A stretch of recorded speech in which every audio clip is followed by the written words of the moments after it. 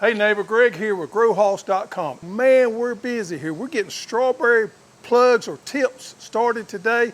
We're going to show you the process that we're doing there and how we do it all. It's our first time ever doing this because we're kind of having to figure out our way through it. Plus, we're putting in a cooler down at the end down there. You probably hear construction noise going on. So it's busy here.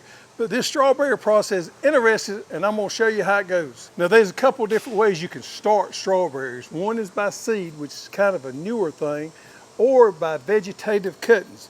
The most popular is by vegetative cuttings. And the reason for that is you want them to come back true to variety. There's still a lot of work being done on strawberry seed, and not many people are sowing seed or planting seeds of strawberries because it's kind of a new thing. In the Netherlands, they're doing a lot of work on that, but still here in the US, you hardly hear of anybody direct seeding strawberries. So the tips or the vegetative cuttings is the way the majority of it is done. The proper name for what we see right here is tips. This is the runners cut off of the mother plant.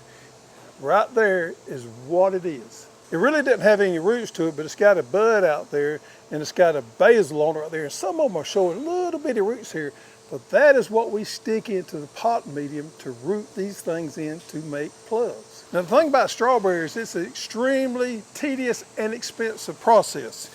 In this box right here, you see this box? It is full of what we call them tips. This one box right here is $330. It's $330 per box. Now we got them this year out of Idaho. Idaho seems to do a really good job of growing good, clean, disease-free tips and strawberries.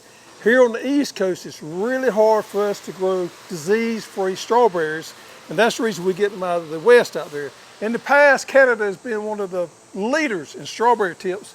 The last couple of years, they've had a lot of problems with disease, and that's the reason most of the growers are moving more out west to more of the disease-free Midwest grown tips. Now we're doing a couple of different varieties this year. We're doing Camarosa, which is this one right here, and we're doing another one called Ruby June. We're basically just we're putting in what we can get our hands on. Strawberry tips are very hard to get, and we would love to carry another variety or two, but these are the two varieties that we can get our hands on.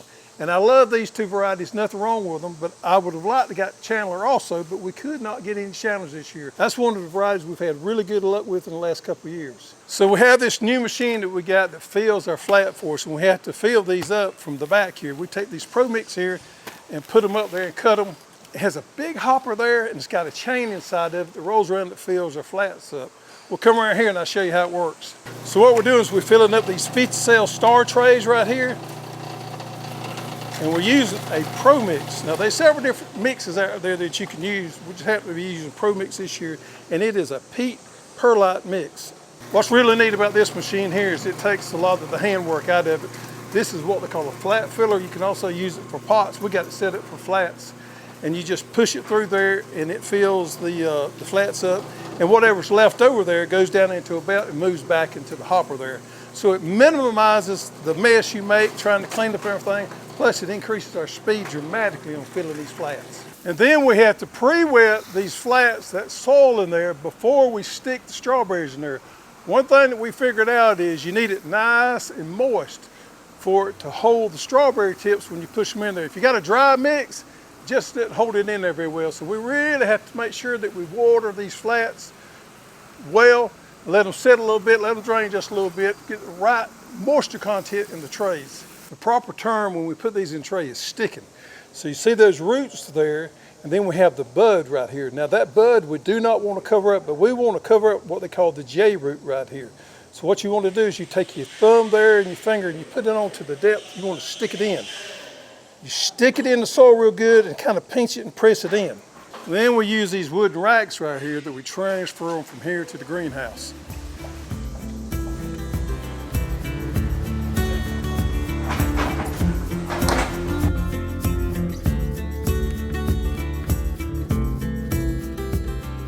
So once we get them in the greenhouse, we've got to be real careful to keep them nice and wet. So we have to mist these in every 5 minutes. So every 5 minutes they get a little misting, a light shower of water. What we want to do is keep these leaves wet so that they'll root in. And our hope is that these things will root in there.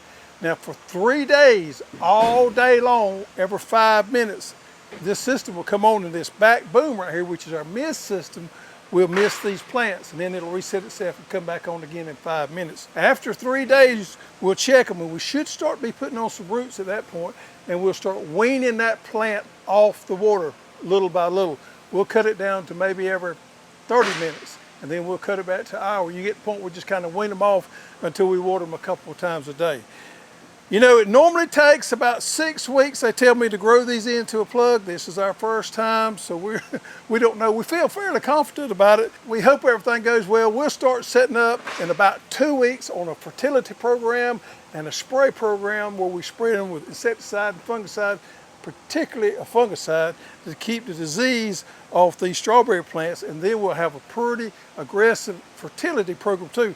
Now, our fertilizer will come through our liquid system here. This is our irrigation boom right here, and our fertilizer will come through this and water and fertilize the plants all at one time. So you can see it's a fairly elaborate process to grow these strawberry plugs in. Here we are the 1st of September, so we hope to have these plugs here around the middle of October.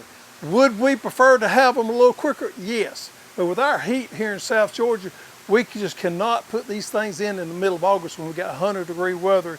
It's going to just stress these tips too much. Our weather has cooled off a little bit right now, and it's the ideal time to be putting these plugs in. So we're kind of hamstrung about when we can put them in as when we can get them off. But for us guys here in the deep South, October is a prime time to plant our strawberries.